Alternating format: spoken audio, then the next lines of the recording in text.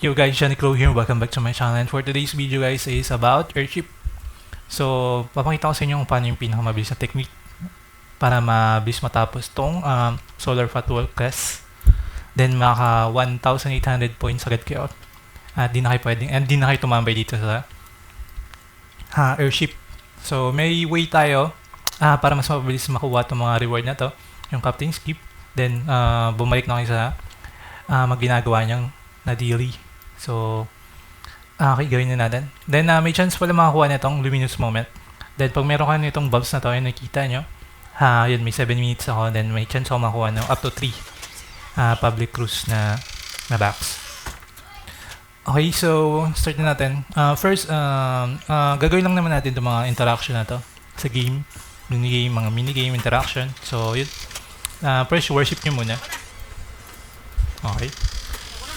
Then, hanggang 1 times lang yan. Ayun, nakakuha. And 3 times.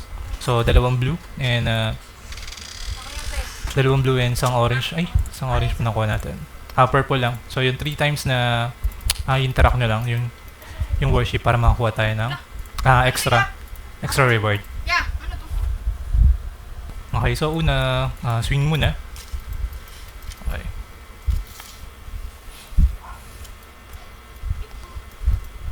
Check natin kung may available dito, kung makakasingit tayo. Kasi sobrang daming tao lagi dito sa airship. So, kaninong airship to? Kay Class 7. So, tapos na yung kay Nova 7, tapos kay Soul. So, cross server nga pala to guys, kaya sobrang daming tao. So, pag walang bakante dito, hindi kayo makasingit. Ayun, meron. Kaso naunahan tayo.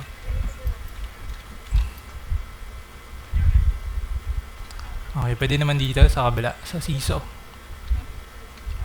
Abang lang kayo na may bakante dyan.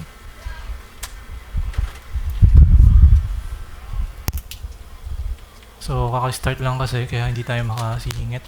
Sobrang daming tao ngayon. Yun. Yan, so yun. Naunahan ako, si Uzi nauna.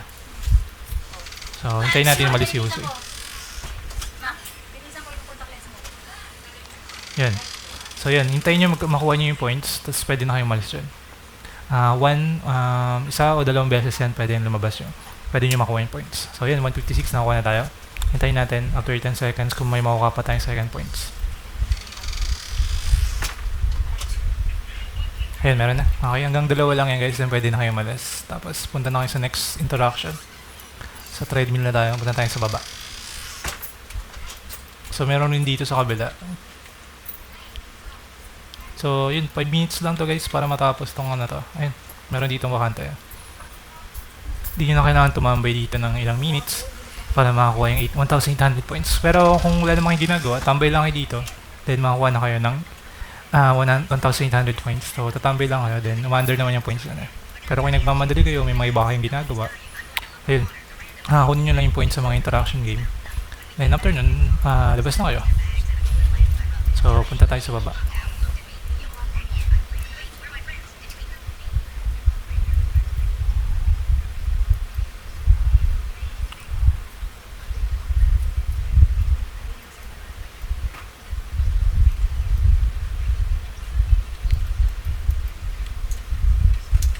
Dito.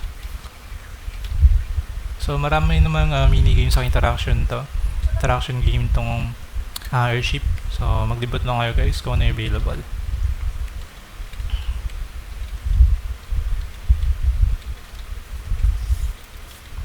So walang bakante dito, lipat tayo sa kabila. Sa basketball.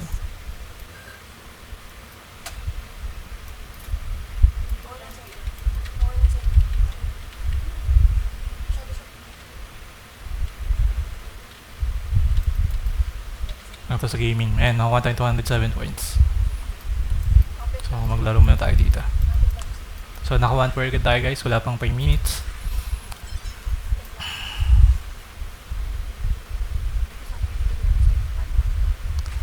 So check natin after 10 seconds kung hindi na magkaroon ng points, lipat na tayo sa kabila. Okay, wala. So 1 time lang siya. Hot spring. Punta tayo sa hot spring.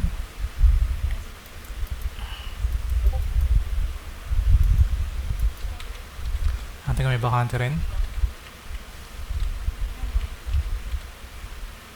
Yun, meron. So, antay lang kayo sa queuing. Hanggang dito may pila. Para sa Yuda. So, meron din mga player na mamadali, di ba? May gagawin pa sila eh. Kaya hindi nila hinihintay yung points na mapuno.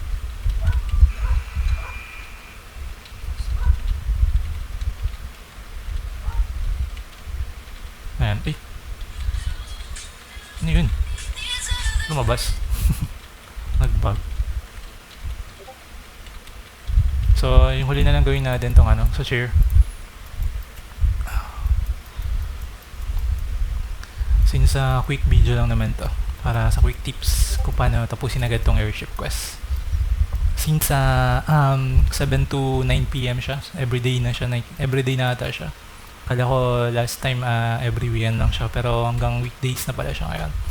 So every 7 PM to 9 PM siya guys. So kunin nyo rin yung mga reward dito kasi sayang to.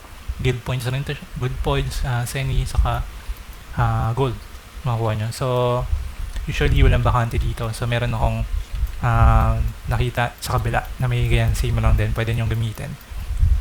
So mas konti yung tao dito. Kung okay, alam rin nila meron din dito. So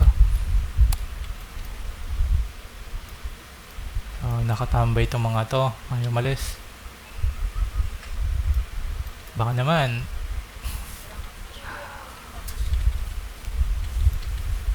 na ito mga to. Check natin. So yun, hindi makita. Kahit ayun, yung nagkaroon ng bakante dito. Kasi 207 points nakuha natin. Nakuha muna natin yung mga player. Yan guys, so yun, nakuha na tayo within 5 minutes, 6 minutes I think, or 7 minutes. So yun, mas mabilis siya kung gagawin mo yung interaction niya. Then after maka 1.8 kayo, kunin nyo na to. Yan. Nakuha na yung peace chest na may laman na gold coin, guild contribution, and adventure coin. So yun. Kung 3 times siya adi siya, so 7 PM, 8 PM, and 9 PM. So sayang din to guys, kunin nyo. Kaya mabilis lang naman siya tapusin. So yun lang. And ayun yung for my quick tips for today. So thank you for watching and bye bye.